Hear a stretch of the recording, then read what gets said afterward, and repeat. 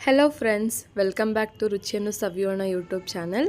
ಇವತ್ತಿನ ನಮ್ಮ ಅಡುಗೆ ಮೆಂತ್ಯಕಾಳು ಪಲ್ಯ. ಇದಕ್ಕೆ ಬೇಕಾಗಿರೋ ಸಾಮಗ್ರಿಗಳು: ಅರ್ಧ ಕಪ್ಪು ಮೆಂತ್ಯಕಾಳು 4 ಅವರ್ ನೆನೆಸಿಡಬೇಕು, 1 ಕಪ್ ಆಗುತ್ತದೆ.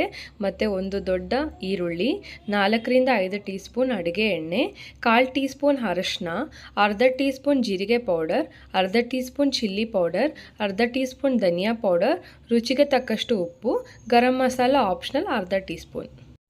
ಒಂದು ಪ್ಯಾನನ್ನು ಇಟ್ಟು ಅದರಲ್ಲಿ 4ರಿಂದ 5 ಟೀ ಸ್ಪೂನಷ್ಟು ಅಡುಗೆ ಎಣ್ಣೆಯನ್ನು ಹಾಕಿ ಹಚ್ಚಿಟ್ಟಿರುವ ಈರುಳ್ಳಿಯನ್ನು ಹಾಕಿ ಚೆನ್ನಾಗಿ ಫ್ರೈ ಮಾಡಿ.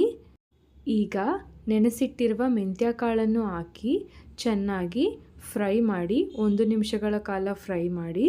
ನಂತರ ಅರ್ಧ ಟೀ ಸ್ಪೂನ್ ಜೀರಿಗೆ ಪೌಡರನ್ನು ಹಾಕಿ 2 ನಿಮಿಷಗಳ ಕಾಲ ಚೆನ್ನಾಗಿ ಫ್ರೈ ಮಾಡಿ. ಫ್ರೈ ಆದ ನಂತರ 1/4 ಟೀ ಸ್ಪೂನ್ ಅರಶಿನ, ಅರ್ಧ ಟೀ ಸ್ಪೂನ್ ಚಿಲ್ಲಿ ಪೌಡರ್, ಅರ್ಧ ಟೀ ಸ್ಪೂನ್ ಧನಿಯಾ ಪೌಡರ್ ಮತ್ತು ರುಚಿಗೆ ಉಪ್ಪು ಹಾಕಿ ಚೆನ್ನಾಗಿ ಫ್ರೈ ಮಾಡಿ.